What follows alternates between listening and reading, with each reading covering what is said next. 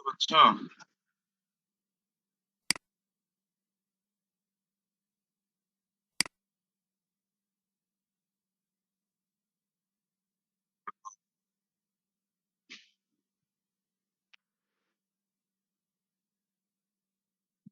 শুনতে পাচ্ছ সবাই?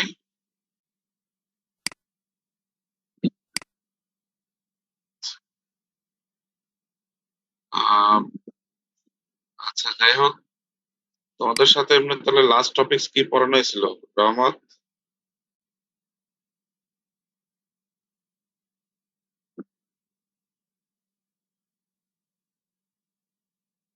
তোমার একটু মনে হয় বাকি ছিল, তাই না?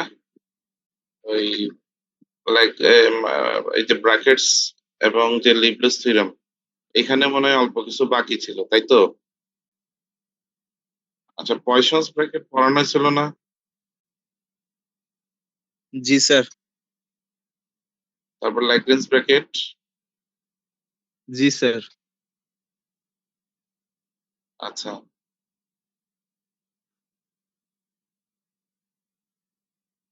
এইখান থেকে কিছু প্রবলেম আমরা দাগাই, তারপরে আমরা এটা শুরু করলে ভালো হয়। ঠিক আছে?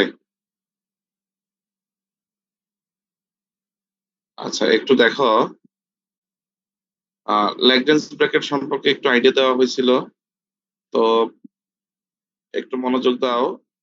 এই অংশটা তো আমরা পড়ছিলাম, তাহলে কোন একটা ল্যাগ্রেঞ্জ ব্র্যাকেট আমরা সাধারণত এইভাবে ডিফাইন করি যে এই সেকেন্ড এই কার্লি ব্র্যাকেটের মাধ্যমে যখন এটা আমরাকে ডিফাইন করব, তখন এটাকে আমরা বলবো ল্যাগ্রেঞ্জ ব্র্যাকেট। আর স্কোয়ার ব্র্যাকেটের মাধ্যমে যখন আমরা কোনো কিছুকে ডিফাইন করব, তখন এটাকে বলবো আহ পয়সন্স ব্র্যাকেট। একটু দেখো, তাই তো? এই যেটা হচ্ছে পয়সন্স ব্র্যাকেট।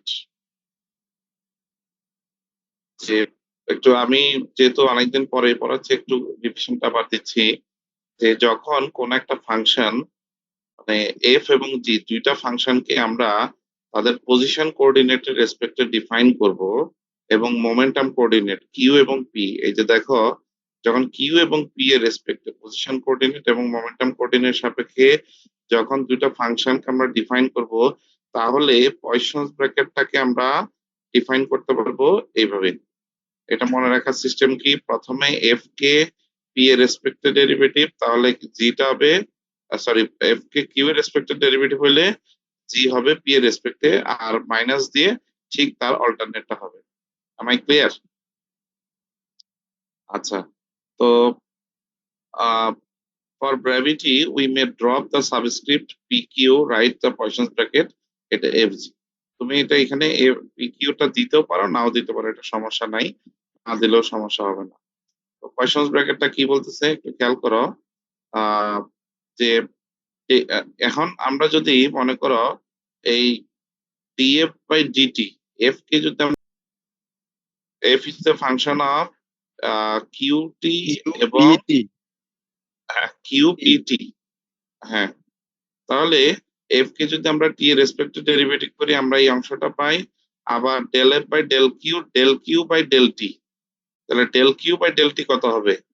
কিউ ডট, আবার del F by del P, এখানে ডান পাশে আসবে কত? Del P by del T, T এর রেসপেক্টে যেহেতু ডেরিভেটিভ করতেছি, তাহলে এটা হবে পি ডট। ক্লিয়ার? তাহলে হ্যামিল্টনস এর ইকুয়েশনস এর আমরা ট্রান্সফরমেশন থেকে কি জানি, যে Q dot equals to del H by del P minus equals to কত জানি আমরা, del H by del. Okay, তাহলে এই মানগুলো যদি আমরা এখানে বসাই দিই, তার মানে when ever we express this equation with respect to the Hamilton's equation, we will get this like of equation.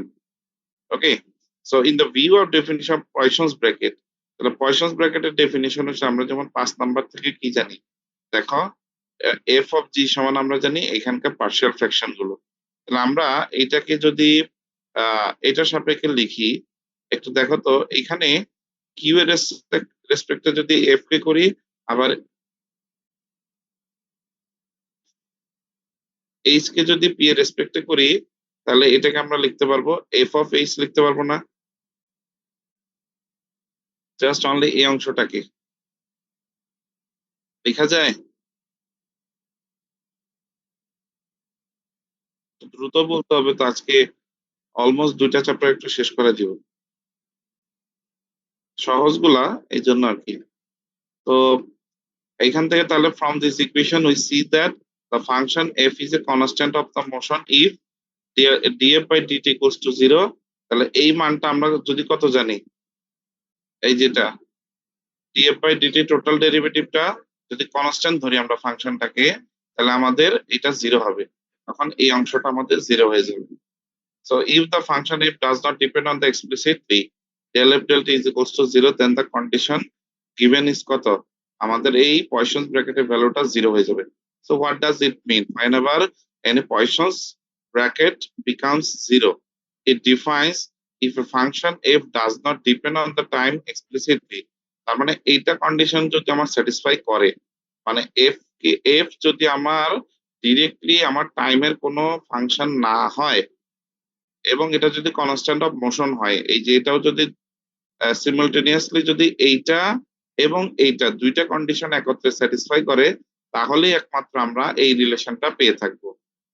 তাহলে দ্য পয়সনস ব্র্যাকেট উইথ হ্যামিল্টনস ভ্যানিশেস, এই যে কোন একটা ফাংশনের সাথে যখন আমরা হ্যামিল্টনিয়ান মেকানিক্স এর হ্যামিল্টনস ইকুয়েশনকে পয়সনস ব্র্যাকেটের আওতায় নিয়ে আসবো, তখন এটার ভ্যালুটা আমাদের 0 হয়ে যাবে।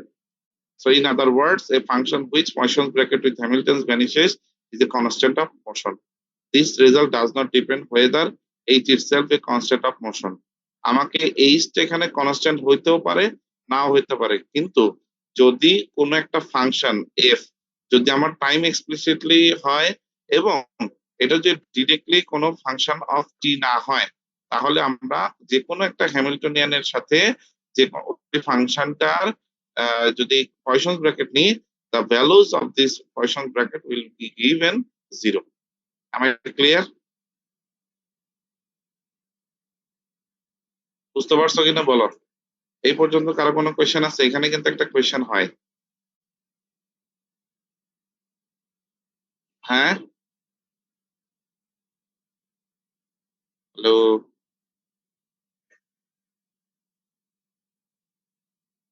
বুঝতে পারছো?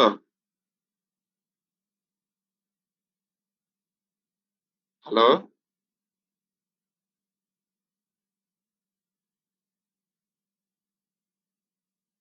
আমার কথা কি শোনা যাচ্ছে না? রিপ্লাই দাও না কেন? আচ্ছা, এই পর্যন্ত কারো কোনো কোয়েশ্চেন আছে কিনা বলো? বুঝো নাই বা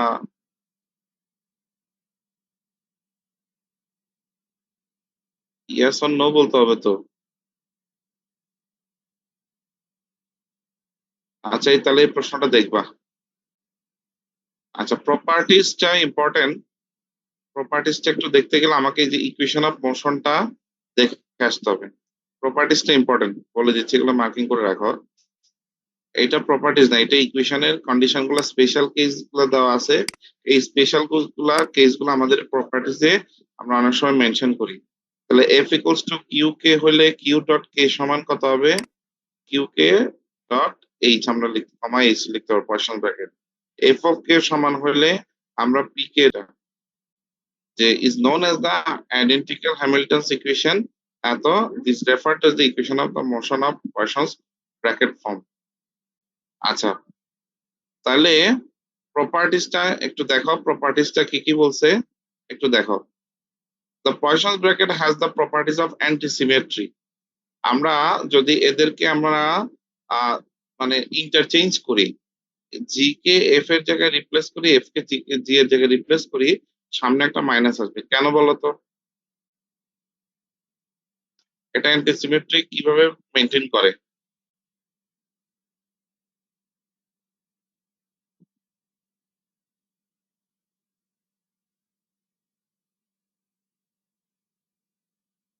অ্যান্টিসিমেট্রিটা কিভাবে মেনটেন করে? ট্রান্সপোজের নেগেটিভ। এখানে মাইনাস আছে না, তাহলে মাইনাস যদি আমরা কি করি, ইন্টারচেঞ্জ করি, এটাকে আগে নিই, তাহলে একটা মাইনাস কমন নিয়ে বাইরে বেরোয় আসবে। দ্যাটস ওয়াই তখন এটা আমাদের অ্যান্টিসিমেট্রি রুলসটা ফলো করবে। ক্লিয়ার? একটা প্রপার্টি হচ্ছে অ্যান্টিসিমেট্রি। তারপরে the Poisson bracket does not obey the commutative law of algebra. তাহলে ওই গিভিং দ্য স্পেশাল কেস যেরকম, মনে করো কমিউটেটিভ লটা আমরা কি জানি, যে যদি F of K equals to যদি এটা রিপ্লেস করে, তখন এটা আমাদের কি হয় না, কমিউটেটিভ লটা ফলো করে না। তার মানে এই যেটা দেখো, Q K comma QL is equals to P K minus PL, বা এটা ইকুয়ালস টু 0 হবে, তাহলে এখান থেকে আমরা কমিউটেটিভ লটা ই করতে পারবো না। তো এখানে এই দুইটা ইকুয়েশন কিন্তু ইম্পর্টেন্ট কেন, কারণ এটা হচ্ছে ফান্ডামেন্টালস পয়সনস ব্র্যাকেট। এটা একটু দেখো, এটা ক্লাসে মনে হয় দেখাইছিলাম না, এগুলো দেখাইছিলাম না ক্লাসে? এটা বই থেকে পড়াইছেন। হ্যাঁ হ্যাঁ, বইয়ে ছিল তো। এটাকে আর দেখাইতে হবে না, আমরা নেক্সটে ওই কি বলে ইয়ে চলে যাব, ল্যাগ্রেঞ্জ ব্র্যাকেটে। এই যে এগুলো হচ্ছে প্রপার্টিস। ল্যাগ্রেঞ্জ লাগবে, পয়জনস পড়লে হবে না? হ্যাঁ, মানে ল্যাগ্রেঞ্জ ব্র্যাকেটটাও কি পড়া লাগবে? ল্যাগ্রেঞ্জ ব্র্যাকেট ওটাও কি আমাদের মানে পরীক্ষার জন্য প্রয়োজন আছে কি? মানে পয়জনসটা তো অবশ্যই। ও মাই গড, কি বলো! দুইটাই আচ্ছা। হচ্ছে ইম্পর্টেন্ট, কারণ হচ্ছে এই যে লাস্টে গিয়ে তোমার ইন্টারচেঞ্জিং যে দেখো, এই যে ল্যাগ্রেঞ্জ ব্র্যাকেট এবং পয়সন ব্র্যাকেট, এই যে invariance of Poisson bracket with respect to the canonical transformation, তারপরে হচ্ছে ল্যাগ্রেঞ্জ ব্র্যাকেটের সাথে রিলেশন, এগুলো তোমার জন্য ইম্পর্টেন্ট। তো এই যে ডিস্ট্রিবিউটিভ ল গুলা, এগুলো তোমার জন্য ইম্পর্টেন্ট, তো ল্যাগ্রেঞ্জ এবং এইগুলা। আর এই ধরনের ম্যাথ গুলা তো বলছিলাম আমি, এখান থেকে একটু মনে দাগাই দিছিলাম তোমাদের না? স্যার বই থেকে এটা সম্পূর্ণ আপনি বই থেকে পড়াইছেন, এই আপনার স্লাইডের হ্যাঁ, ম্যাথ না বই ওটা? থেকে পড়লে এনাফ। এখানে বইয়ের মধ্যে এটা সবচেয়ে গুছানো আছে। এই যে দেখো, রিলেশন বিটুইন ল্যাগ্রেঞ্জ এবং পয়সনস ব্র্যাকেট। তো তোমার যদি পয়সনস ব্র্যাকেট একটা পড়ো, তাহলে তো তুমি এদের মধ্যে ইন্টার রিলেশনটা তুমি বুঝতে পারবে না। আচ্ছা, কতটুকু পড়াইছি বলো, তাহলে তারপরের থেকে যাই। স্যার এখান থেকে স্যার এগুলো পড়াইছেন তো হচ্ছে শেষ বই স্যার, থেকে। পরের চ্যাপ্টারে যাওয়ার কথা ছিল আর কি, লাস্ট ক্লাসে যখন বলছিলেন আর কি। স্যার রিজিড বডি না জানি টু বডি প্রবলেম, স্যার কোনটা জানি করে ওর কথা ছিল। আচ্ছা, রিজিড বডি। ওই দিনকে তামিম নাকি লাস্টের দিকে বললো যে স্যার এই ব্র্যাকেট চ্যাপ্টারটা একটু লাস্টের দিকে কিছু বাকি।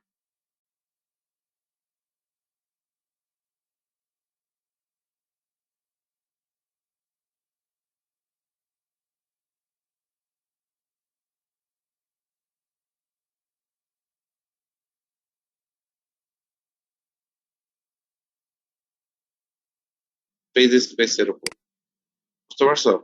এটা একটু স্যার ইম্পর্টেন্ট, আমি এটা একটু আলোচনা করে আজকে তোমাদেরকে ওই রিজিড বডিটা দেখাবো না, ওই রিলেটিভিটি পার্টটা দেখাবো, বুঝছো? যেহেতু তোমরা থিওরি অফ রিলেটিভিটিটা কমপ্লিট করছো বা পড়তেছো, এখান থেকে আমার তেমন কিছু পড়ানোর কিছু থাকবে না। কিছু বেসিক জিনিস আমি দেখাই দিব, এগুলো তোমরা আজকে একটু মার্কিং করে পড়ে ফেলো, কারণ এটা শেষ করাটা খুব একটা কঠিন কাজ না। তো আমার মনে হয় একটু দ্রুত দেখে ফেলতে পারো। আর নেক্সট ক্লাসে আমরা রিজিড বডিটা দেখবো, ঠিক আছে? কারণ আমি ওয়েট করতেছি, যদি রিজিড বডিটা এই অফলাইন ক্লাসে দেখানো যায়, এটা it will be much better. তো এর মধ্যে যদি আর চালু সবকিছু ওপেন না হয়, তাহলে দরকার হয় নেক্সট উইক অনলাইন ক্লাস নিয়ে একটা নিয়ে রিজিড বডিটা দেখি, ঠিক আছে? কি বলো? কারণ রিজিড জি স্যার। বডিটা পুরোটা হচ্ছে মেকানিক্স। তো আমি যতটুকু বুঝতেছি, তো মেকানিক্সে তোমাদের একটু মনে হচ্ছে অ্যালার্জি আছে, কি বলো? জি স্যার। আচ্ছা, একটু দেখো ফেজ স্পেস কাকে বলে। স্যার ওই এটা রিলেশন বিটুইন লাগবে, ওটা একটু বলে দিন sir. Relation between Poisson and Lagrange, ওটা কি দরকার আছে? হ্যাঁ দরকার আছে, এটা দরকার আছে। রিলেশন বিটুইন, এটা তো জাস্ট সিম্পল ছোট একটা অংশ। এই যে ছোট না, বইয়ের প্রমাণ তো অনেক বড়, ছোট না তো স্যার। এই তোমরা যে বই সহজ আছে ওই বইটা দেখো, এই বইটা ফলো করতে পারো, এটাও তো খারাপ না। আচ্ছা, এটা কি একটু দেখাই দিব?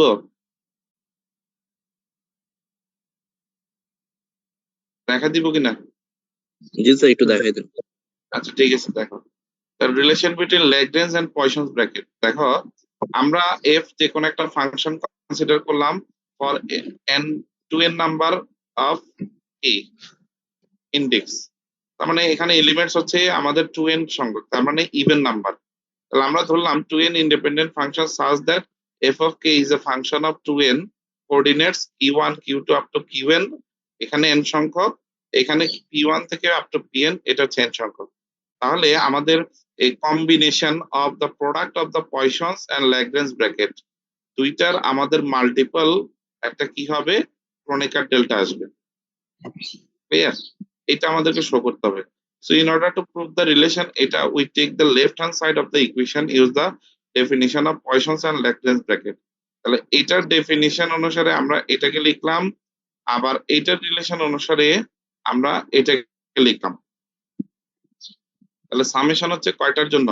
এখানে দুইটার জন্য, কারণ ওরও একটা সামেশন আছে, ওরও একটা সামেশন আছে, আর এইটা হচ্ছে তাদের কম্বাইন্ড সামেশন এটা। তাহলে এটাকে আমরা কম্বাইনলি কি লিখতে পারি? তাহলে দেখো এটার ওই যে প্রুফটা ডিটেলসটা তোমার ওই যে ওই বইয়ে দেওয়া আছে আর কি, এই জন্য এটা একটু লম্বা দেখাচ্ছে। তো আমি একটু এক কথায় একটা বুঝাই দিই যে কিভাবে আসবে। খেয়াল করো, যখন আমরা এই ল্যাগ্রেঞ্জ ব্র্যাকেট এবং পয়সনস ব্র্যাকেটকে কম্বাইন করব, তখন আমাদের এই যে কে ইকুয়ালস টু কত থেকে কত, 1 থেকে 2n পর্যন্ত আমরা কনসিডার করব।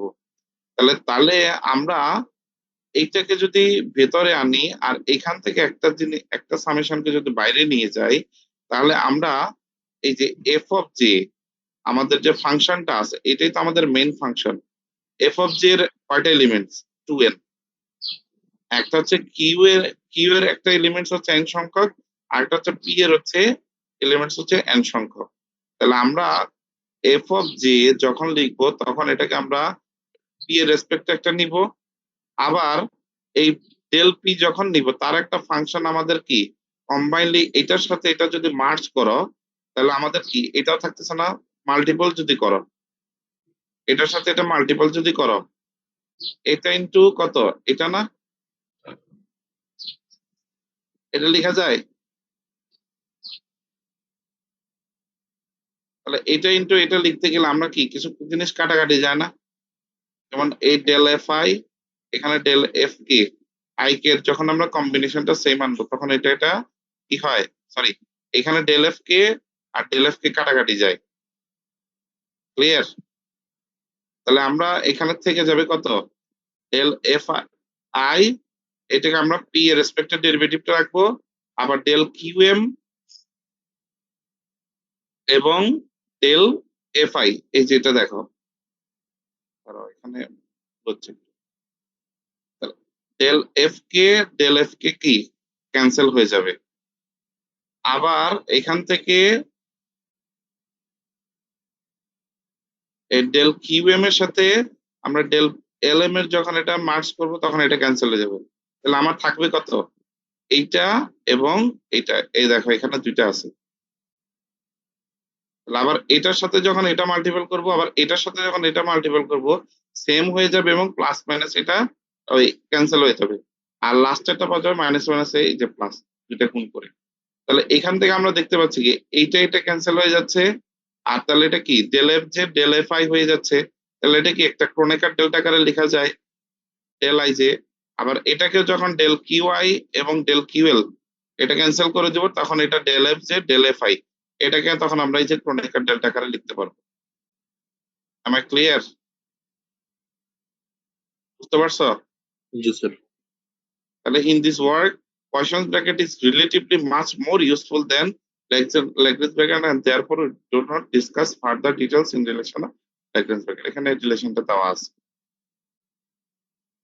আর angular momentum and Poisson's bracket এটা একটু দেখবা, এটা তো ক্লাসে দেখাইছিলাম মনে হয়। ওই যে এক্স, এটা ইম্পর্টেন্ট, এখান থেকে পরীক্ষা একটা আসবে ওই যে রিলেশনটা, ঠিক আছে? আমি এখান থেকে তোমাদের একটা ম্যাথ দেখাই দিয়ে এটা শেষ করে দিচ্ছি। দেখো, আচ্ছা সরি, ফেজ স্পেস দেখতেছিলাম, এটা একটু ইম্পর্টেন্ট। ফেজ স্পেসের ডেফিনিশনটা একটু দেখবা। তাহলে এটা কি বলছে, হ্যামিল্টন ফর্মুলেশনের মধ্যে আমরা যখন মোমেন্টাম কোঅর্ডিনেট নিব, ধরো পি কে এটা এবং পজিশন কোঅর্ডিনেট কিউ কে নিব, তারা প্লেস সিমিলার রোলস। কেন? কারণ ফাংশনাল ভ্যালু হিসেবে তারা কাজ করে থাকে। যেমন এফ অফ এখানে কত লিখছিলাম, পি কিউ, তাই না? তারা তাদের কোঅর্ডিনেট সিস্টেমে তাদের কোঅর্ডিনেট হিসেবে শুধুমাত্র এটা আমরা ইউজ করতাম, এবং ডিগ্রিজ অফ ফ্রিডম কি বলে সিলেক্ট করার জন্য তাদের শুধু রোলটা ছিল। তাহলে we can imagine a space in two N dimension. তাহলে একটা এন হচ্ছে মোমেন্টামের জন্য, একটা এন হচ্ছে পজিশন কোঅর্ডিনেটের জন্য। তাহলে তাদের এখানে কত স্পেসের ডাইমেনশন হবে? Two N dimension. তাহলে আমাদের কমপ্লিটলি তাদের এই পজিশন এবং মোমেন্টামটাকে ডিফাইন করতে গেলে আমার এই টু এন ডাইমেনশনটা ইম্পর্টেন্ট।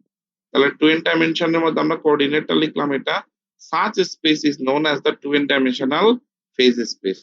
এই যে যেটা বললাম, যে কোনো একটা, আমরা যেটা ডিগ্রিজ অফ ফ্রিডমের ডেফিনিশনে পড়েছিলাম, যে কোনো একটা বস্তুর বা কোনো একটা পার্টিকেলের পজিশন কমপ্লিটলি বোঝাতে তার যতগুলো কোঅর্ডিনেট সিস্টেম দরকার হয় তাকে আমরা তার ডিগ্রিজ অফ ফ্রিডম বলি। এখন ডিগ্রিজ অফ ফ্রিডমের যতগুলো কোঅর্ডিনেট আমরা ইন্ডিভিজুয়ালি মেনশন করব, তার সংখ্যাটাকে আমরা বলবো ফেজ স্পেস। আমি বুঝাইতে পারছি? জি স্যার। আচ্ছা, এখানে জাস্ট একটা এক্সাম্পল দিয়ে দিছে, যেমন if we know that the state of the mechanical system at the time T, we know all position and momentum coordinates, state will be represented by phase space etcetera. তাহলে symbolically আমরা যখন phase space লিখবো, এটাকে কিভাবে mention করবো? এই যে যদি ডিগ্রিজ অফ ফ্রিডমের মতো করেই, তো ডিগ্রিজ অফ ফ্রিডম হচ্ছে just a number, R phase স্পেসটা হচ্ছে যে টোটাল ডিগ্রিজ অফ ফ্রিডম যেটা লিখলাম, ওইটাকে কমপ্লিটলি ডিফাইন করতে আমার টোটাল যে পজিশন আর মোমেন্টাম হোয়াটএভার যে ধরনের হাউএভার কোঅর্ডিনেট গুলো আসবে, এগুলাকে যখন আমরা একটা এন লিস্ট আকারে লিখবো, তখন এটাই হবে তার ফেজ স্পেস। ফেজ স্পেস কে সাধারণত আর দ্বারা ডিফাইন করা হয়। বুঝা গেছে? এই পর্যন্ত কারো কোনো কোয়েশ্চেন আছে কিনা বলো। স্যার শোনেন, ক্লাসিক্যাল মেকানিক্স কোর্সটা কিন্তু আসলে এই যে বই থেকে বলেন বা যেখান থেকে বলে থিওরিটিক্যালি পড়ানো, মানে পড়াইতে হয় লাইন টু লাইন। কারণ প্রত্যেকটা লাইনের মধ্যে কিছু ইম্পর্টেন্ট কিছু ওয়ার্ড থাকে যেটা পুরো সেন্টেন্সটাকে কি করে, মানে কমপ্লিট একটা আইডিয়া দেয়, কিওয়ার্ডস হিসেবে কাজ করে। এইখানে আসলে অন্য কোর্সের মতো এখানে আহ এটা একটু বিরক্তিকর লাগতে পারে যে এটা শুধু রিডিং পড়ে যাওয়া কাজ। রিডিং পড়ে গেলেও ওই যে বললাম, পড়ার সময় রিডিং সব পড়তে হবে, কিন্তু পরীক্ষার সময় তোমরা মেইন ইকুয়েশন গুলা যদি জাস্ট কমপ্লিটলি তোমাদের মতো করে প্রেজেন্ট করতে পারো, তাহলেই ফুল নাম্বার পাবো, সমস্যা নেই। কারণ ক্লাস এবং তোমার পড়া এই দুটার মধ্যে পার্থক্য, এই বিষয় হচ্ছে তোমাকে যে বিষয়টা বুঝতে হবে, আর পরীক্ষা হচ্ছে তোমাকে শুধু প্রেজেন্ট করতে পারলেই হয়েছে। That's it. আমি বুঝাইতে পারছি? জি স্যার। তো এই জন্য আসলে লাইন টু লাইন পরে যাওয়াটাও কিন্তু আমার জন্য একটু বিরক্তিকর লাগে, কিন্তু কিছু করার নাই, কোর্সটাই এমন। আচ্ছা, এই পর্যন্ত তোমাদের কারো কোনো জিজ্ঞাসা আছে কিনা বলো। হ্যাঁ? না স্যার। আচ্ছা আচ্ছা, ঠিক আছে। আমি জাস্ট লিবলিস থিওরেমের তোমাদের এই যে ফিগারে কি ঘটতেছে এটা জাস্ট একটু বুঝাই দিব, দ্যাটস ইট। তো লিবলিস থিওরেমটা একটু দেখে রাখবা, তাহলে এনাফ। আর যদি না বুঝো আমি বুঝাই দিব। কিন্তু লিবলিস থিওরেমটা আপাতত দরকার নেই পরীক্ষার জন্য। জি স্যার, বাদ দিয়ে ঠিক দেন। আছে? এটা একটু লেন্দি বেশি, এটা অফলাইনে করাই ফেলতে পারলে তো এটা একটু হয়তো পরীক্ষার জন্য বলতাম যে এটা একটু দেখো।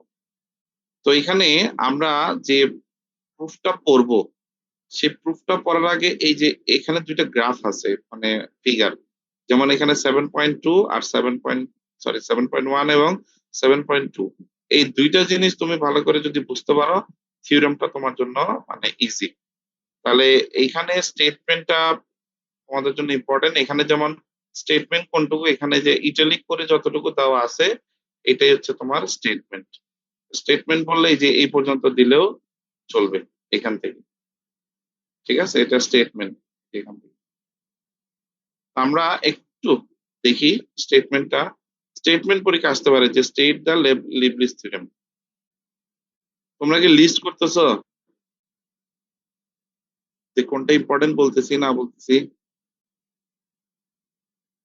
এগুলো পরীক্ষার আগে তোমাদের থেকে আমি কালেক্ট করবো, কারণ আমি ক্লাস করানোর সময় হয়তোবা এটা পড়ানোর তোমাদের পড়ানোর ক্ষেত্রে মনে হচ্ছে যে এটা ইম্পর্টেন্ট, কারণ তোমাদেরকে একটা সিস্টেমে পড়াই আসছি, সেখানে দেখতেছি যে লিবলিস থিওরেম কমপ্লিট প্রুফটা তোমাদের না হলেও চলবে, এটার প্রুফটা তোমরা ধরে ফেলতে পারবা। তারপর অন্য ক্লাসে যেমন কি ওদের পড়াইছি এক সিস্টেম, তাহলে ওদেরকে লিবলিস থিওরেম পুরোটা প্রুফ করানো লাগছে। তো একটু মার্কিং করে রাখো যে কোনটা ইম্পর্টেন্ট বললাম, কোনটা লেস ইম্পর্টেন্ট বললাম, এটা পরীক্ষার সময় তোমাদের কিন্তু কাজে দিবে। আচ্ছা, তো আমরা এই যে জিনিসটা যেটা পড়বো, এটা কিন্তু আমার এই যে আজকে যেটা রিলেটিভিটি তোমাদেরকে একটু দেখাই দিব, তো এই রিলেটিভিটিটার মধ্যেও এই কনসেপ্টটা তোমাদের কাজে লাগবে। কারণ রিলেটিভ কথাটার মানে হচ্ছে একটার পার রেসপেক্টিভ একটার চেঞ্জটা আমরা বুঝবো।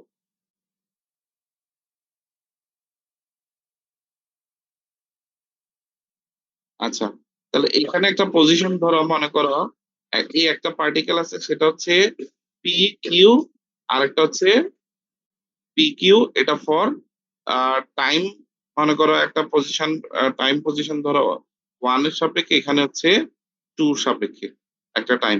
তাহলে এটার একটা পজিশন ধরো গামা 1 এবং গামা 2, যেটা এ এবং বি বিন্দু দ্বারা দুইটা ফেজ কল্পনা করা হয়েছে।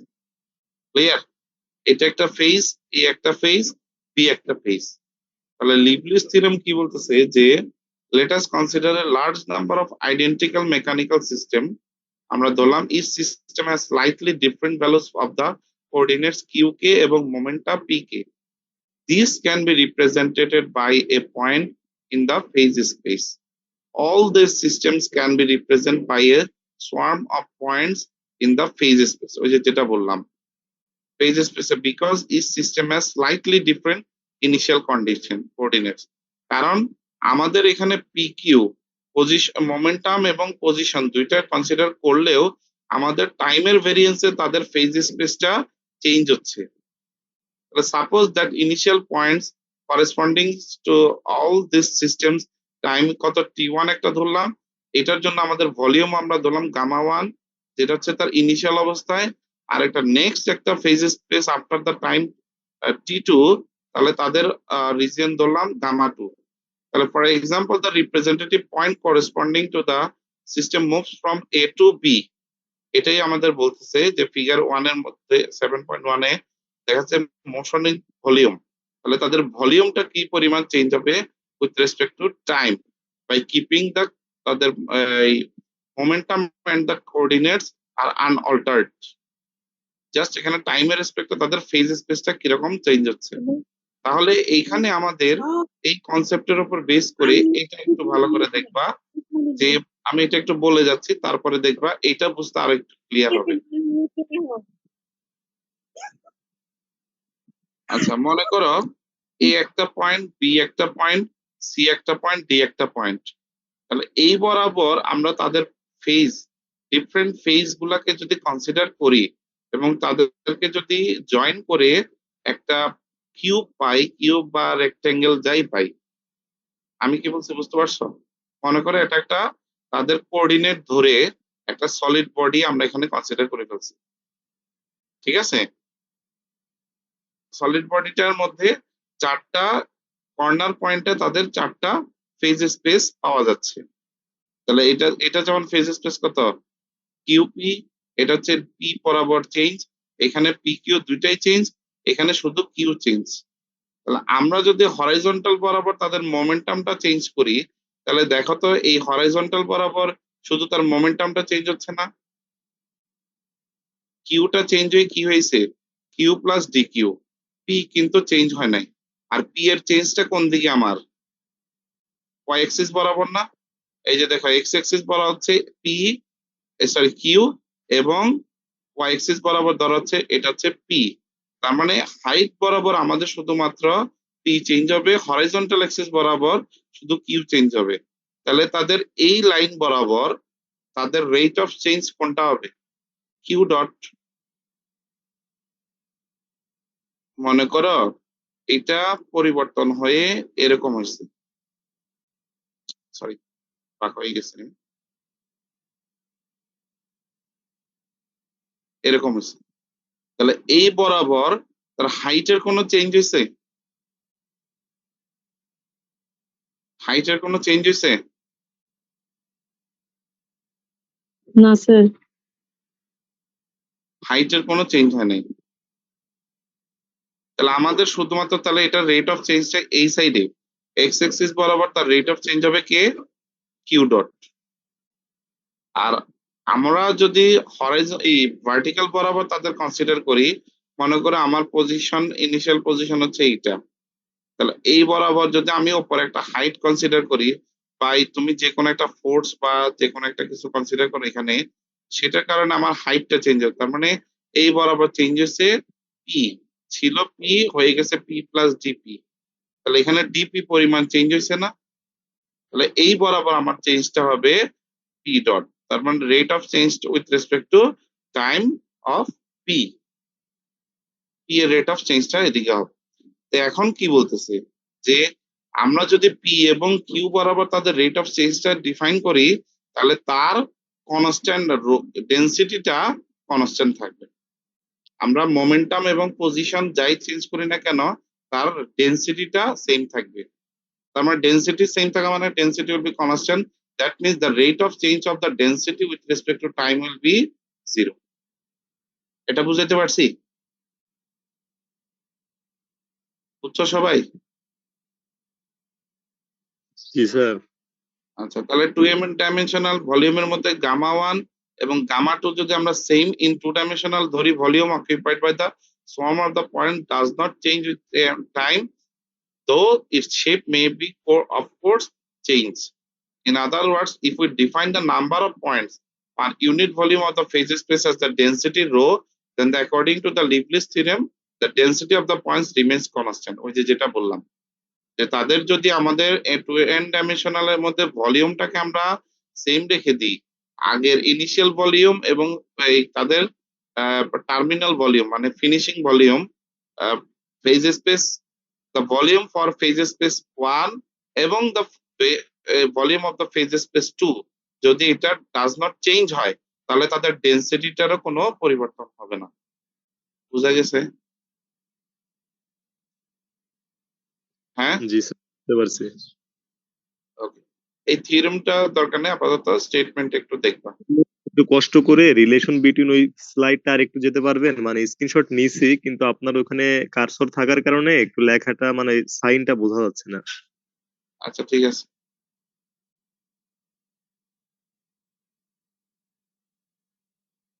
এটা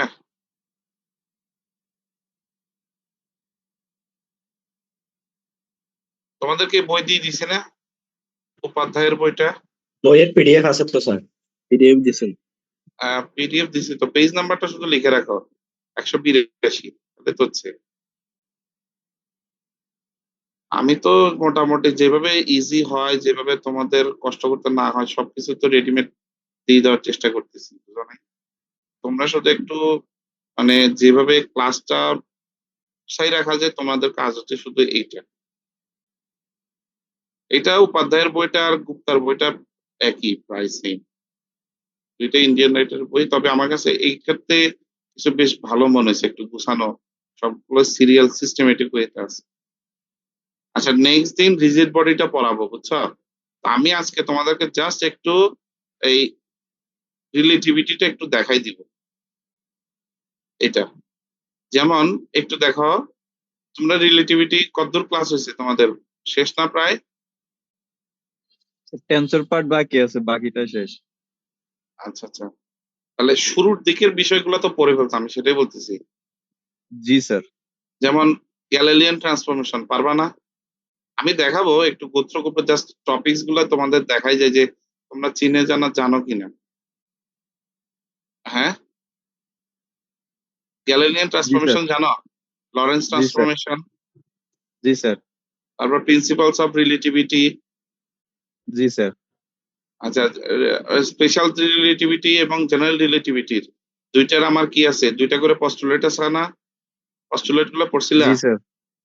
আচ্ছা, তাহলে তো তোমরা অনেক কিছু ভালো জানো। না তারপর স্যারের ওই ট্রান্সফরমেশন। পড়লে হবে না, যেটা অলরেডি পড়ে ফেলছে ওটা পড়লেই তো হবে নাকি? হ্যাঁ, মানে স্যার আমরা যেখান থেকে অলরেডি রিলেটিভিটিতে পড়ছি এগুলা, এই যে আপনি যেগুলো বললেন, তো এগুলা তো ওইটা অ্যান্সার দিলেই আপনার ক্ষেত্রেও সেম হবে, সমস্যা ঘুরে হবে ফিরে নাকি? একই। আমরা দেখবা ঘুরে ফিরে একই, কিন্তু রিলেটিভিটিটা ক্লাসিক্যাল মেকানিক্স এর পার্সপেক্টিভ লিখতে গেলে একটু সামান্য একটু মানে ডেসক্রিপশনে গত চেঞ্জ থাকবে কিছুটা। কারণ এখানে তোমাকে, কারণ রিলেটিভিটি যখন তুমি লরেন্স ট্রান্সফরমেশনে যাবা, খেয়াল করো, যখনই তুমি স্পিড অফ লাইটে যাবা তখন তোমার ক্লাসিক্যাল মেকানিক্স ফেল। কথাটা বুঝছো?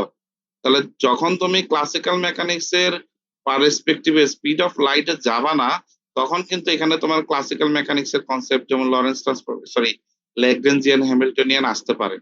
কিন্তু যখন স্পিড অফ লাইটে যাবে তখন তোমার এই ল্যাগ্রেঞ্জিয়ান হ্যামিল্টনিয়ান ক্লাসিক্যাল মেকানিক্স এর যে ক্লাসিক্যাল থিওরি গুলো, এগুলো কিন্তু আর তখন এটা প্রযোজ্য হবে না। আমি বুঝাইতে পারছি? তো এখানে কিছু ডেসক্রিপশনগত কিছু চেঞ্জ একটু থাকবে। তো কথাগুলা তোমরা তোমাদের মতো করে একটু গুছাই লিখবা। তো এখান থেকে দেখি যে যদি চেঞ্জ থাকে তোমরা ওইভাবে মার্কিং করে দিবে। আচ্ছা, তারপরে যেমন transformation of force of the one inertial frame to another. Inertial frame, non inertial frame পড়ছো না? এটা যেমন সেম, এখানে আলাদা করে বলার কিছু নেই।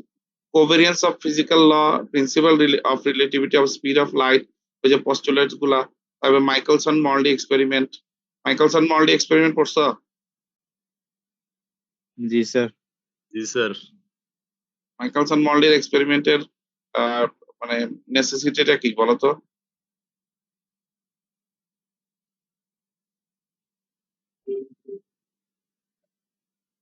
কি বলতে পারবা? স্যার ওটা সময়ের সাথে কি রিলেশন ছিল এতটুকু মনে না আছে, স্যার, সময়। ইথারের উপস্থিতি নাই আর কি। রাইট। ইথারের প্রেজেন্স মানে অস্তিত্ব, এক্সিস্টেন্স ই করার জন্য, এই প্রুফ করার জন্য, যে এটা আসলে আমি একটু বলি, তোমাদের স্যার হয়তো আরো ভালো বলছে, অনেক মানে পড়ানো সাপেক্ষ অনেক কিছু ডিটেলস বলছে। সেটা হচ্ছে যখন মানে আমাদের আলোর কনসেপ্টটা মানুষের মাথায় আসলো, তখনও কিন্তু মনে করে এটা হচ্ছে আলোর বেগের ভ্যালু, মানে আলোর বেগ যে আছে এটা তো আমরা 1900 সালের পরে থেকে জানা শুরু করছি, তাই না? তার আগে যখন আমরা আলোর কনসেপ্টটা আসলো তখন এটা কিন্তু কেউ জানতো না যে আলোর একটা নির্দিষ্ট বেগ আছে। আচ্ছা, তাহলে আলো যে আছে এটার একটা অস্তিত্ব যখন আমরা ওই যে এই এই আলোর দ্বৈত কণা প্রকৃতি, ডি ব্রগলি তরঙ্গ, ওয়েভ তরঙ্গ, এগুলো পড়ছিলাম না? তো এখানে যখন আমরা আলোর যে দুই প্রকার তরঙ্গ প্রকৃতি, কণা প্রকৃতি, এইসব এটসেট্রা এটসেট্রা নিয়ে যখন আমাদের এটা বিহেভিয়ার আলোচনা করলো, তখন ওরা বললো যে হ্যাঁ, আলো কোন মাধ্যমে চলে? একটা নির্দিষ্ট মাধ্যমে চলে। শব্দ যেমন আমাদের বায়ু মাধ্যম থাকার কারণে আমাদের শব্দটা প্রবাহিত হয়। চাঁদে যেমন বায়ু নাই বলে শব্দ প্রবাহিত হয় না, আমরা কথা শুনতে পাই না। তাহলে আলোটা নির্দিষ্ট প্রবাহিত হওয়ার জন্য নির্দিষ্ট একটা মাধ্যমের প্রয়োজন। তাহলে সেই মাধ্যমটা কি? তো কেউ বলতেছে এটা কোনো মাধ্যম নাই, আবার কেউ বলতেছে এটা একটা নির্দিষ্ট অবশ্যই মাধ্যম থাকবে। কারণ প্রবাহিত হওয়ার জন্য, কণাটাকে বয়ে নিয়ে যাওয়ার জন্য আমার অবশ্যই একটা মিডিয়াম দরকার হয়। তখন তো ওই সায়েন্টিস্ট মহলে তখন ওরা বললো যে, ওরা একটা অ্যাজাম্পশন করলো, যেটা একটা অ্যাজাম্পশন ছিল, হাইপোথিসিস, বললো যে এটা ইথার নামক এক কণা, এটা কি করে, বহন করে নিয়ে যায়, ক্যারি করে। ঠিক আছে? ইথার নামক কণাটা আলো ক্যারি করে, এটা মুভ করে। তখন মাইকেলসন মর্লি পরীক্ষা করলো, দেখলো যে আসলে ইথার নামে কোনো কণা বা কোনো মাধ্যম নাই। তার মানে আলো তাহলে কি অবস্থায় যায়? আলো শূন্য মাধ্যমে চলে। এটার কোনো বাহক কোনো মাধ্যম লাগে না। এটাই ছিল মাইকেলসন মর্লির মেইন এক্সপেরিমেন্ট। বুঝছো? আচ্ছা, তা আরেকটা বিষয় হচ্ছে যেমন ether hypothesis, special theory of relativity, Lawrence transformation. একটা বিষয় খেয়াল করো তো, লরেন্স ট্রান্সফরমেশন কথাটা এইখানে কেন আসছে, এইখানে কেন আসে নাই? গ্যালিলিয়ান ট্রান্সফরমেশনের মধ্যে তো একসাথে লরেন্স ট্রান্সফরমেশন বলতে পারতো। বলতো কেন আসে নাই?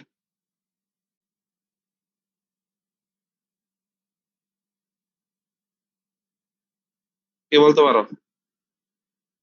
মানে এটা স্যার সিকুয়েন্সিয়াল গ্যালিলিয়ানে অর্ডারে এটা কেন এখানে আসছে, এখানেও তো দিয়ে দিতে পারতো একবারে, যে Galilean transformation and Lorentz transformation. বলো। স্যার গ্যালিলিয়ানে আলোর বেগ দুই দুই রকম আর লরেন্স ট্রান্সফরমেশনে একরকম। আহ ধরতে পারছো ঠিকই, কিন্তু দুই রকম একরকম বড় বিষয় না। তুমি দেখো, এই যে স্পিড অফ লাইট কথাটার আগ পর্যন্ত এখানে কিন্তু কোনো এই আলোর কোনো কথা আসেনি। ট্রান্সফরমেশন যেটা হয় সেটা কিন্তু আলোর বেগের সাপেক্ষে কম্পারিজন করা হয়, তাই না? আমরা ওই যে নিচে লিখি না 1 - v² / c²। হ্যাঁ, জি স্যার। c² লিখি না? তার মানে আলোর কনসেপ্ট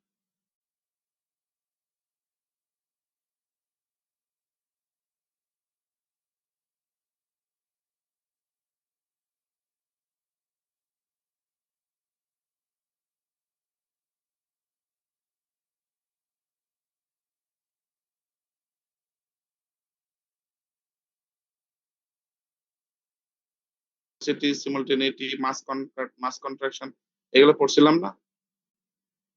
তাহলে abbreviation of,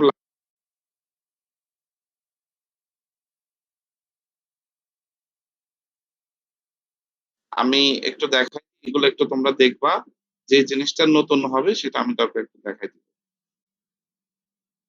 334 number page.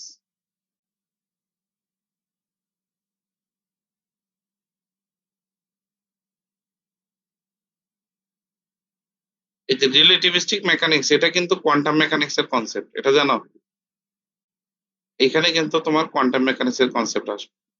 Quantum mechanics তোমরা পড়তেছো না? হ্যালো,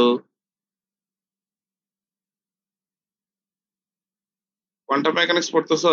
ক্লাস হয়েছে? এখনো শুরুর দিকে স্যার, হ্যাঁ, কয়েকটা ক্লাস হয়েছে মনে হয়। স্যার 7 আর 13 তো পড়াবেন না বলছিলেন মনে হয়, 12 15 পড়াবেন। কোনটা? রিলেটিভিস্টিক মেকানিক্স এটা কি পড়াবেন? এটা না না, পড়াবেন? ওটা পড়াবো না, এটা এমনি বলতেছি। আচ্ছা। ওই যে স্ক্রলিং করতে করতে চলে আসছে বলে বললাম আর কি। ওটা তো কোয়ান্টাম মেকানিক্স এর পার্ট। তোমরা শুরু হয়েছে কিনা এটা বলছে। কোয়ান্টাম মেকানিক্সটা একটু কঠিন, এবং মানে একটু মানে বেসিক থেকে না বুঝলে কোয়ান্টাম মেকানিক্সটা কঠিন হবে। যদিও আমাদের এখানে ট্রেন্ডস হচ্ছে গদ বাঁধা কয়েকটা প্রশ্ন পড়াই যাওয়া, মুখস্থ করে পরীক্ষার মধ্যে লিখে দেওয়া, A+ পাওয়া। তো কোয়ান্টাম মেকানিক্স এটা কিন্তু খুব একটা মানে জটিল বিষয়। আর বিশেষ করে আমরা পড়াইতে গিয়ে অনেক কিছু একটু ল্যাকিংস থাকার কারণে কোয়ান্টাম মেকানিক্স এর উপর আমাদের আসলে রিসার্চটা হয় না, কিন্তু কোয়ান্টাম মেকানিক্স এর উপর মানে এই রিসার্চ করাটা যেমন সহজ তেমন কঠিন। বুঝতে পারছো? তার ভিতরে ফান্ড অনেক বেশি, হ্যাঁ মানে এই ফিল্ডের উপর ফান্ড অনেক বেশি পাওয়া যায় বাইরে। হ্যাঁ, বাইরের কান্ট্রিতে কিন্তু কোয়ান্টাম মেকানিক্স এর উপর মানে মানে রিসার্চটা কিন্তু খুব রিচ। এবং কোয়ান্টাম মেকানিক্স এ বিশেষ করে তুমি বলতে পারো স্যার আমি কোয়ান্টাম মেকানিক্স এ কেন করব, কারণ কোয়ান্টাম মেকানিক্স এর কনসেপ্টে বা রিসার্চটা তোমাকে কিন্তু নট অনলি ফর ম্যাথমেটিক্স গ্রুপে তুমি ইনক্লুড দিতে পারবা। এটা তোমাকে ওই যে বিভিন্ন আইটি সেক্টর গুলায়, বিভিন্ন এগুলা যেমন সিগন্যাল প্রসেসিং, তারপর হচ্ছে তোমার data machine learning, data science, এখানেও কিন্তু তোমার কাজে লাগে। ডাটা সায়েন্সে কম লাগলেও মেশিন লার্নিং এ তোমার কাজে লাগে। এবং বিশেষ করে যেমন আইটি সেক্টর গুলাতে এখানে কোয়ান্টাম মেকানিক্স, যেমন ফোটন নিয়ে যেসব কাজগুলা করা হয় আলোর কনসেপ্টে, এখানে কিন্তু কোয়ান্টাম মেকানিক্সটা কিন্তু খুবই ইম্পর্টেন্ট। তো তোমরা বাইরের কান্ট্রিতে কেউ যদি যেতে চাও রিসার্চের, কোয়ান্টাম মেকানিক্সকে কিন্তু তোমার রিসার্চের একটা মানে কনসেপ্ট ধরে রাখতে পারো। আমাদের এখানে জামাল নজরুল ইসলাম স্যার বা মনসুর স্যার থাকা অবস্থায় কিছুটা এই এখানে হইতো আর কি। আচ্ছা,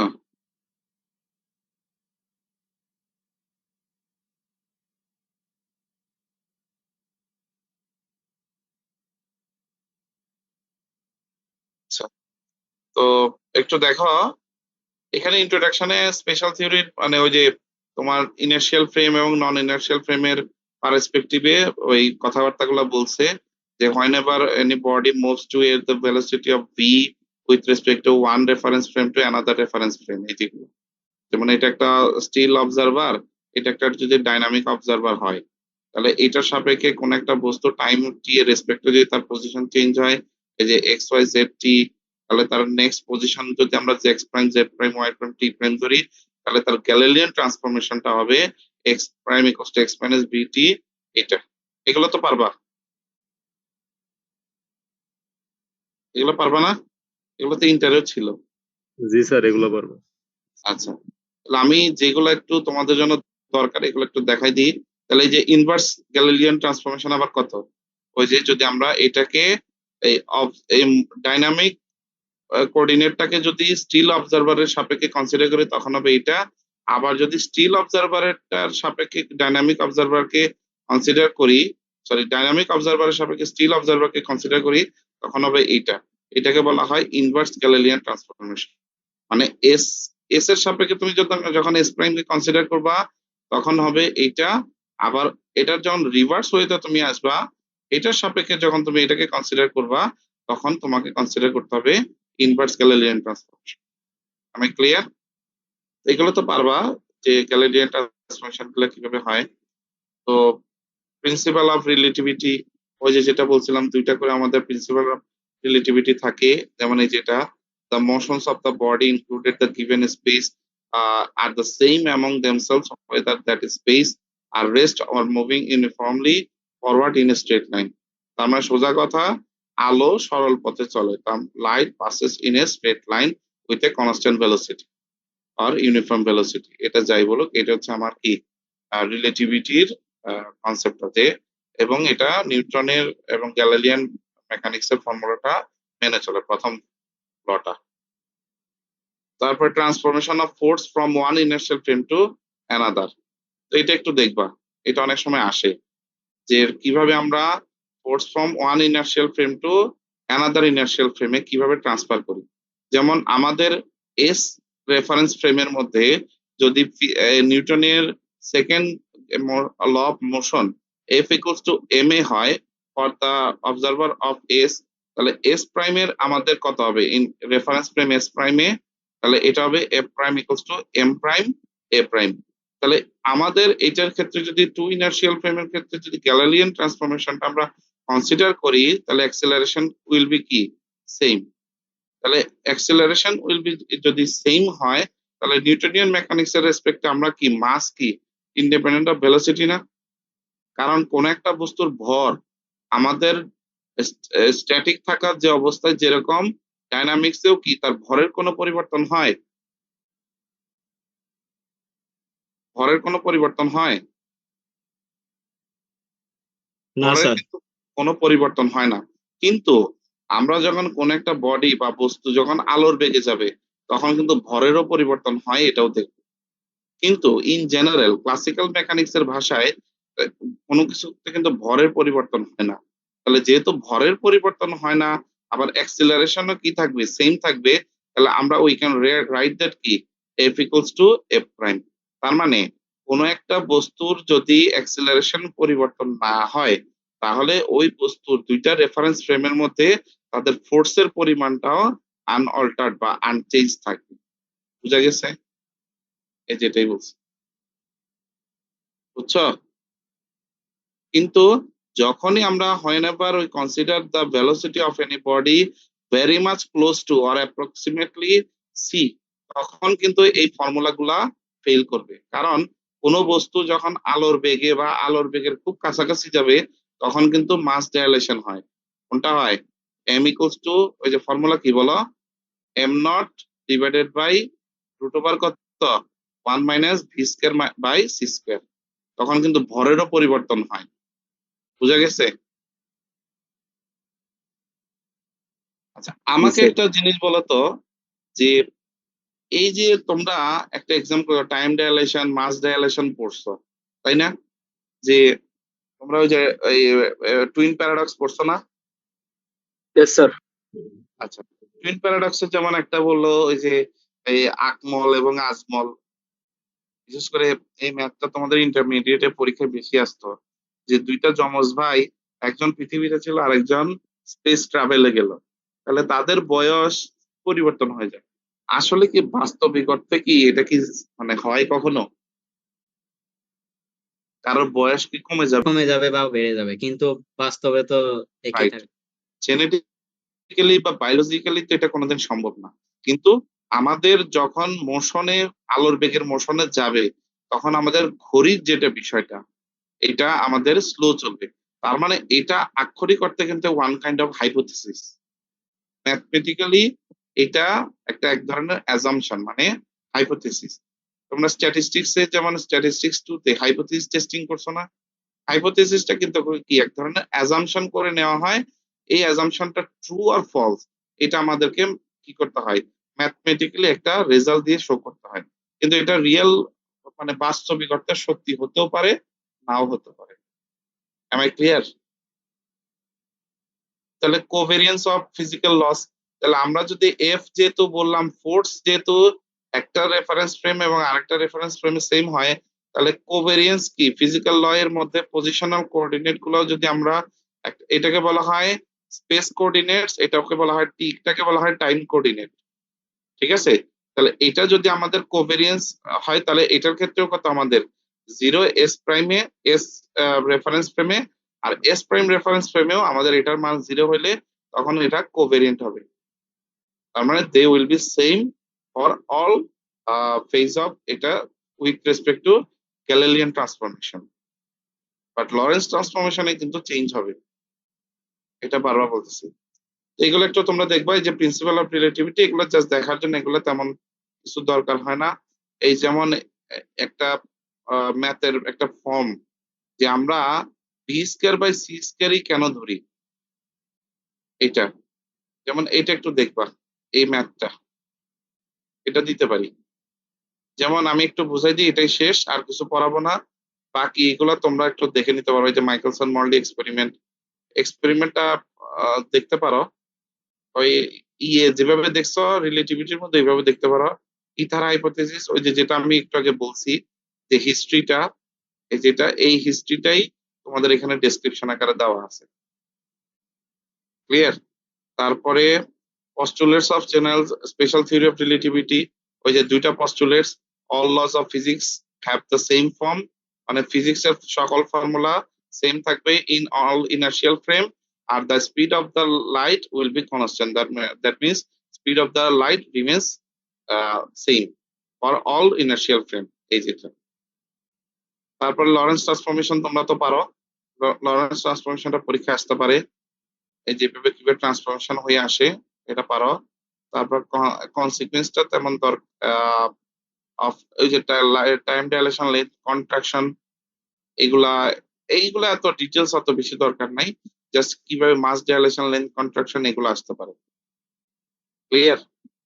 এই যে যেমন এই ধরনের ছোটখাটো একটা ম্যাথ আসলো, যে বললো যে what is the mean life of the burst of the pi mesons travelling with that, এটাকে তোমার ওই যে টি এর ফর্মুলা দিয়ে, টাইম ডাইলেশনের ফর্মুলা দিয়ে তাদের ভ্যালু গুলো বের করা, ওই যে ইন্টারমিডিয়েটের ম্যাথ গুলো আর কি। ফিজিক্স এর মধ্যে তোমরা যে ম্যাথ গুলা করতা, সেগুলো হাফ লাইফ এগুলো দিয়ে আমরা ভ্যালু গুলো বের করা। এই পর্যন্ত একটু দেখবা, এরপরে যদি না পারো আমি বাকিটা দেখবো। আর তো কিছু নাই, ডপলার ইফেক্টটা একটু দেখবা, দ্যাটস ইট। আমি এখানে একটা শুধু ম্যাথ আছে, আর কিছু নাই এখানে। ওই যে বললাম, আমি এখানে পুরাটাই হচ্ছে রিলেটিভিটির মতোই, আমি শুধু ওই ম্যাথটা তোমাদের কাছে একটু বুঝিয়ে দিচ্ছি, শেষ করে দিচ্ছি। তো তোমরা যেহেতু একটু সময় পাচ্ছ, এখন বাসায় বসে আছো, এগুলো একটু পড়ে ফেলো, সময়টা কাজে লাগো, আমি এই জন্যই একটু দেখাই দিচ্ছি। কি বলছে, a man can row a boat with a velocity V in still water. খেয়াল করো, এটা হলো যে নদী নৌকার অঙ্কের মতো, তবে এখানে একটা বিষয় খেয়াল রাখবা, এখানে কিন্তু আমাদের কি নাই বলতো, কি আসে নাই? স্রোত আসে নাই, still water. Velocity of light আসে নাই, ভেলোসিটি অফ লাইট আসে নাই। তার মানে এটা আমাদের অর্ডিনারি মেকানিক্স বা ক্লাসিক্যাল ফিজিক্স এর প্রবলেম। তাহলে এখানে যেহেতু সি আসবে না, এটাকে আমাকে নর্মালি ফিজিক্স এর ল দিয়ে প্রুভ করতে হবে। তো মনে করো এখানে কি হচ্ছে, স্টিল ওয়াটারের ভেলোসিটি, বোটের ভেলোসিটি হচ্ছে ভি। তো how much time does it take cross a stream with D and the return to the same point if velocity of the stream is v, small v। যদি আমাদের স্রোতের velocity হয় small V এবং নদীটার with যদি আমাদের d হয়, how much time does he take to a distance d upstream and return. মানে ব্যাক করতে গেলে তোমার স্রোতের প্রতিকূলে আবার যদি এটা ব্যাক করতে চায় তখন এটা কত সময় লাগবে। So calculate in first order V square by V square in difference between two times. তাহলে according to the problem the man should row. আচ্ছা একটা জিনিস খেয়াল করো, এখানে আমাদের দুইটা কম্পোনেন্ট কাজে লাগবে। কেন বলো তো? আমরা ভেক্টরের মধ্যে কিন্তু সলভ করতে গিয়ে এটা পড়তাম যে আমাদের কোন একটা ভেলোসিটি দুইটা কম্পোনেন্টে ভাগ হয়ে যায়। কেন বলো?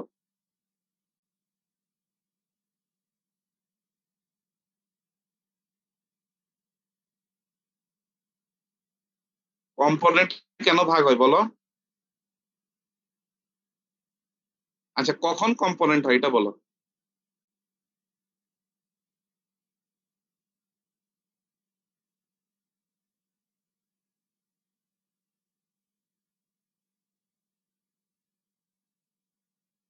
কি ব্যাপার, এখানে 51 জন মানুষ আছে, ঘুরে ফিরে দুই একজনই কথা বলে, ঘটনা কি? বাকিরা কি শুধু ক্লাস করার জন্য করা? হ্যাঁ বলো, কি ব্যাপার? তোমরা তো টিউশনি মিশনি করো না, তো এখানে তো তোমাদের এটা থাকার কথা, এখানে বোঝানোর কথা। দেখো আমি বলতেছি, যদি তোমার কোন একটা বডি, আমরা কোন বস্তুর উপর যদি বল প্রয়োগ করি বা কোন একটা বডি যদি ভেলোসিটি যাই হোক হোয়াট এভার, এটা সবসময় দুইটা কম্পোনেন্টে ভাগ হয়। একটা হচ্ছে হরাইজন্টাল আর একটা হচ্ছে ভার্টিক্যাল। তো আমরা যদি কোন একটা বডিকে একটা নির্দিষ্ট অ্যাঙ্গেলে কাজ করি, যেমন এখানে নির্দিষ্ট কোন একটা অ্যাঙ্গেলে যদি বডিকে কাজ করি, মনে করো থিটা, তখন এটা এখানে হরাইজন্টাল বরাবর কনসিডার হবে কস থিটা আর ভার্টিক্যাল বরাবর হবে তার সাইন থিটা। যদি কোন একটা বডিকে আমরা একটা নির্দিষ্ট অ্যাঙ্গেলে থ্রো করি, আবার যদি কোন একটা বডিকে আমরা আপার সাইড থেকে হরাইজন্টাল লাইন থেকে মুভ করি, তখন এইটা হবে সাইন, এইটা হবে কস থিটা, এটা হবে সাইন থিটা। ঠিক আছে? তাহলে এখানে আমাদের যেটা একটা নির্দিষ্ট অ্যাঙ্গেলে মুভ করতে বলছে, তার মানে এটা কস থিটা এবং সাইন থিটা দুটো অ্যাঙ্গেলে অবশ্যই ভাগ হবে। আমি তুমি বলতে পারো স্যার আমরা 9-10 এ যখন পড়ছি তখন তো আমরা কোনো কস থিটা বা সাইন থিটা নিই নাই, কিন্তু ইন্টারে এসে সাইন থিটা কস থিটা নেওয়া হয়েছে। 9-10 এ তোমরা যেটা করছো সেটা হচ্ছে সবসময় কোন একটা গাড়ি একটা রাস্তার উপর দিয়ে চলছে, এইটার বাইরে তুমি কোনো ম্যাথ করো নাই, তখন তোমার এটার উপর অ্যাঙ্গেল কত হয়েছে? 0। তাহলে cos 0 এর ভ্যালু কত? 1। এই জন্য তোমাকে ফর্মুলার মধ্যে cos থিটা সম cos 0 এর মান 1 ধরে করতে হয়েছে, এটা অটোমেটিক্যালি ফর্মুলা বসে গেছে। কিন্তু ইন্টারমিডিয়েটে যখন তুমি গেছো, তোমাকে ওই যে একটা বলছে একটি হেলানো তলের উপর দিয়ে একটা গাড়ি নামতেছে, বা একটা হেলানো তলের উপর দিয়ে গাড়ি নামতেছে, আবার একটা সাইকেল একটা খাড়া থেকে কতটুকু বাঁক নিলে রাস্তা সে সেফলি পার হইতে পারবে, তার একটা ব্যাংকিং কোণ তৈরি করবে, তখন কিন্তু আমাদের এই যে কম্পোনেন্টটা সাইন থিটা এবং কস থিটা তৈরি হয়েছে। আলটিমেটলি কিন্তু আমাদের যেভাবেই যাক, আমাদের কিন্তু দুইটা কম্পোনেন্টে অবশ্যই ভাগ হয়। তাহলে স্যার আমাদের এখানে কম্পোনেন্ট দুইটা কেন, তিনটা হতে পারতো না কেন, বা আরো বেশি না হতে পারতো? কেন তিনটা হইতে পারে যখন তোমাকে এটা টাইমের রেসপেক্টে ধরবে, পজিশনাল কোঅর্ডিনেটে কিন্তু, সরি টাইম কোঅর্ডিনেট, কিন্তু পজিশনাল কোঅর্ডিনেট ক্ষেত্রে তোমাকে এই হরাইজন্টাল এবং ভার্টিক্যাল দুইটা অ্যাক্সিস এর বাইরে কনসিডার করা হয় না, বুঝছো? যখন মুভমেন্ট বা ভেলোসিটির কথা বলবে। ক্লিয়ার? স্যার এখন নদীর পানিতে যে ভেলোসিটি, এটা এটা শুধু কেন মানে দুইটা কম্পোনেন্ট থাকবে? এটা কারণ এটা তো যে যখন তোমার, আমি বলি শোনো, এখানে যখন স্ট্রিমের ভেলোসিটি নিবা বা কারেন্ট যেটা স্রোত যেটা বলি, আরেকটা হচ্ছে নৌকার ভেলোসিটি, বোটের ভেলোসিটি, তাহলে দুইটা ভেলোসিটি যখন আমার কাজ করবে, পরস্পর দুইজন দুইজনকে কি টানতে থাকবে, আসলে দুইটা ফোর্সের টানাটানির মাঝখানে কিন্তু আসলে এক্স্যাক্টলি বস্তুটা চলবে তার রেজাল্টেন্ট বরাবর। বোঝা গেছে? তাহলে ভেলোসিটি সবসময় আমাদের দুইটা এই সরি রেজাল্টেন্ট ফোর্সটা সাধারণত দুইটা ভেলোসিটির উপর বেস করেই আমাদের ভেক্টরে কনসিডার করা হয়। যদি আমরা সামান্তরিক ক্ষেত্রের সাথে কম্পেয়ার করি, এখানে আমাদের দুইটা ভেলোসিটির কম্পারিজনে যেতে হয়। বুঝতে পারছো? হরাইজন্টাল এবং ভার্টিক্যাল ছাড়া আমাদের তো আর কোনো অপশন নেই। বুঝছো? আচ্ছা, একটু দ্রুত শেষ করে, আমার ল্যাপটপে চার্জ শেষ হয়ে আসতেছে। তাহলে ভি কস থিটা আমরা জানি কত, স্মল ভি। এখানে ওরা যে বলে দিল, তাহলে ভি কস থিটা হচ্ছে যে বললাম হরাইজন্টাল বরাবর।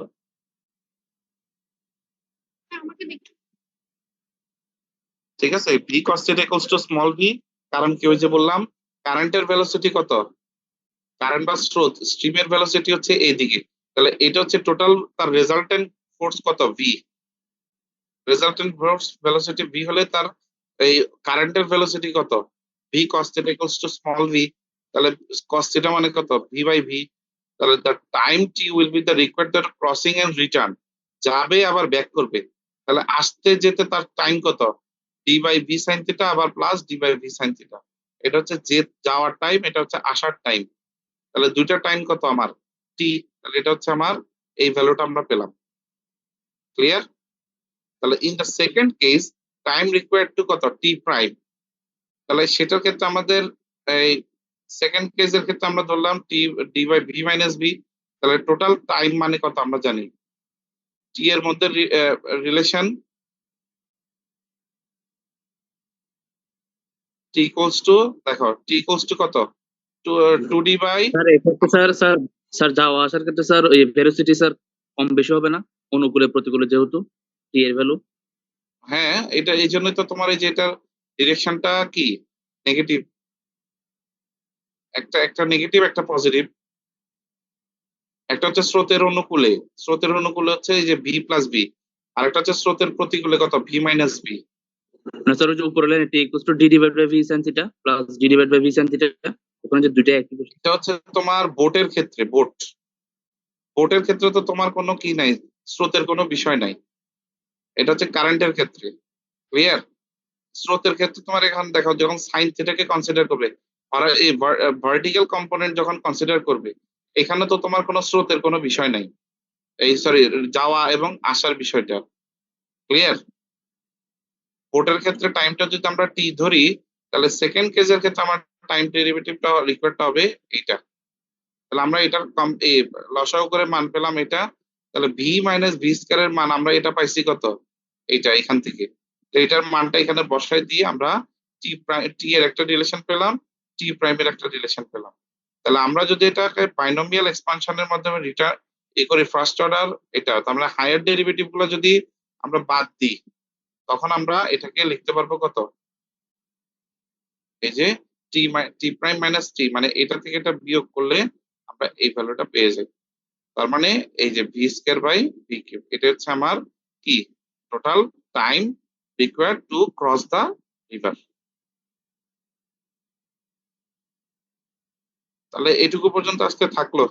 ঠিক আছে, এই চ্যাপ্টারটা একটু দেখে ফেলবা, আর এখান থেকে তেমন কিছু নাই। আমরা নেক্সট দিন রিজিড বডিটা শেষ করব। এরপরে আর কি কোনো এই চ্যাপ্টারের নাম বলছিলাম যেটা দেখতে হবে?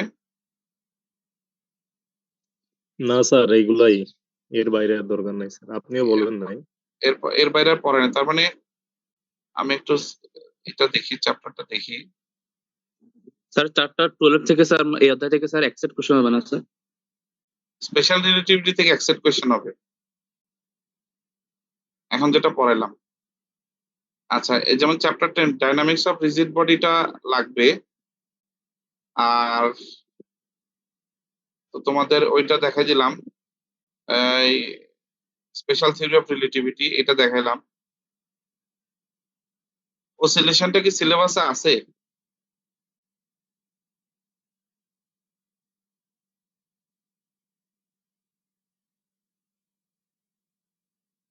তাহলে মনে হয় আর কিছু নাই এখানে। এইটা রিজিড বডিটা দেখালে আমাদের ক্লাস শেষ হয়ে যাবে। এটা এটা নেক্সট দিন দেখা দিব, ওকে? ওকে, আর কারো কোনো যদি কোয়েশ্চেন আছে কিনা বলো। স্যার যদি দেখা যায় অফলাইন ক্লাসে ফিরতে দেরি হবে তাহলে রিজিড বইটা শেষ হলে অনলাইনে একটা সাজেশন, মানে আপনি বলছিলেন না অফলাইনে এসে যে চ্যাপ্টার ওয়াইজ কিছু কোশ্চেন বলবেন বা ফাইনালি যে সাজেশনটা, তো ওটা যদি দেখা যায় লেট হচ্ছে তাহলে আমাদেরকে অনলাইনে একটা ক্লাস দিয়ে লাগলে ওইভাবে সাজেশন মূলক ওই ক্লাসটা দিয়ে এটা দিন ভালো আর কি। করা, এটা ভালো বলছো। যেহেতু আমি বলি এখনো ক্লাস শুরু হওয়ার বিষয়গুলা এখনো অনেকটাই মানে আনসার্টেন, যেটা আমি বুঝতেছি। আমার মতে যেহেতু তোমরা এখন বাসায় ফ্রি আছো, আবার তোমরা হলে চলে আসলে বা এখানে চলে আসলে তোমাদেরও কিন্তু ব্যস্ততা বেড়ে যাবে। কারণ স্বাভাবিক অনেকে যারা বাড়িতে চলে গেছে এখানে আসার পরে নতুন করে আবার সবকিছু গুছানো, আবার তোমাদের টিউশন টিউশন শুরু হইলে এগুলো তোমরা আবার মেনটেন করে পড়াটা কিন্তু টাইম খুব একটা বেশি পাবা না। তো আমার মনে হয় আহ অনলাইনে আরেকটা ক্লাস, দুইটা ক্লাস নিলে রিজিড বডিটা শেষ করে দিলে, এইটুকু পর্যন্ত শেষ হলে তোমরা তোমাদের মতো করে ক্লাস লেকচারটা গুছাই ফেলতে পারলা। এরপরে আমাদের ফিজিক্যালি ক্লাস শুরু হলে আমি প্রত্যেক চ্যাপ্টার থেকে ধরো একটা করে রিভিউ ক্লাস দিয়ে দিলে আমাদের জন্য ইজি হয়ে যাবে, এবং ওই টাইমে তোমরা যেগুলো বুঝো না ওইগুলা তোমরা আমরা ক্লাসে ডিসকাস করতে পারবো। ওই শুধু এরকম গদবাঁধা শুধু পড়াই যাওয়াটা তখন দরকার হবে না, কি বলো? জি স্যার। এটাই ভালো হবে। তো সাজেশনটা আগে থেকে দিয়ে দিলে হবে কি আমরা ওগুলো দেখা যাচ্ছে এখন ফ্রি আছি পড়ে ফেলতে পারবো। সাজেশন আগে তোমরা পড়ো, ক্লাস লেকচার রেডি করো, তারপরে এটা রিভিউ ক্লাসে আমরা রিভিউ করতে গিয়ে কোন জিনিসটা প্রশ্নের জন্য পরীক্ষার জন্য পড়াইছি, কোন জিনিসটা ক্লাসের জন্য পড়াইছি, আর কোন জিনিসটা বেসিকের জন্য পড়াইছি, ওইগুলো আমি রিভিউ ক্লাসে আলাদা করে দিব। তাহলে আলাদা করে দেওয়া মানে পরীক্ষার জন্য যেগুলো পড়তে হবে ওগুলো তোমরা নিজেরাই বাছাই করে ফেলতে পারবে, মানে ওটাই সাজেশন হয়ে যাবে, বুঝছো? তো এখন কাজ হবে তোমরা ক্লাস লেকচার গুলার নোট আকারে সুন্দর করে রেডি করে ফেলো। এটা একটা ধরো ক্লাস লেকচারটাই আমাকে একটা গুছাই দিবা, এটা একটা অ্যাসাইনমেন্ট আকারে জমা দিবা। সিটি যেহেতু আরো দুইটা নিব, তো একটা অ্যাসাইনমেন্ট আকারে জমা দিয়ে দিবা, ব্যাস হয়ে যাবে। বুঝতে পারছো? ঠিক আছে, আমার একটু ব্যস্ততা আছে এখন। তোমাদের আমি ভাবছিলাম 1 ঘন্টা ক্লাস নিব, তো 1.5 ঘন্টা হয়ে গেছে প্রায়। আচ্ছা, আর কার কোনো জিজ্ঞাসা থাকলে বলো।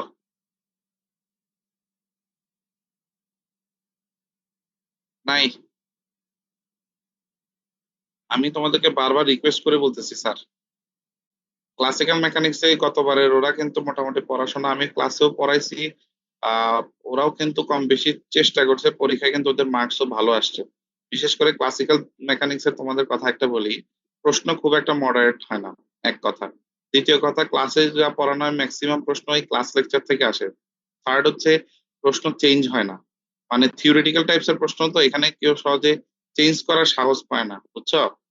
এই জন্য বললাম তোমরা একটু ভালো করে ক্লাস লেকচারটা খুব ভালো করে মনোযোগ দিয়ে পড়ো। কিন্তু এখন থেকে যদি প্র্যাকটিস না করো পরীক্ষার আগে কিন্তু খুব কষ্ট পাইতে হবে। সব প্রশ্ন একই রকম লাগবে, সব থিওরি মনে হবে, কঠিন লাগবে। এই জন্য আহ অনেকেই গতবারের ওদের থেকে যা বুঝলাম ওদের থেকে কিন্তু আমি এবারে তোমাদের অনেক গুছাই পড়াইছি।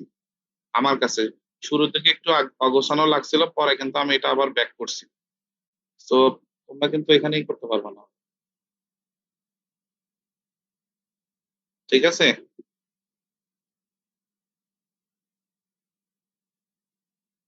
আচ্ছা, ঠিক আছে, আর কোনো তাহলে কারো কোনো কোয়েশ্চেন না থাকলে আমি ক্লোজ করে দিচ্ছি, ঠিক আছে? আগামী সপ্তাহে জি। কবে ক্লাস পারবা বলো?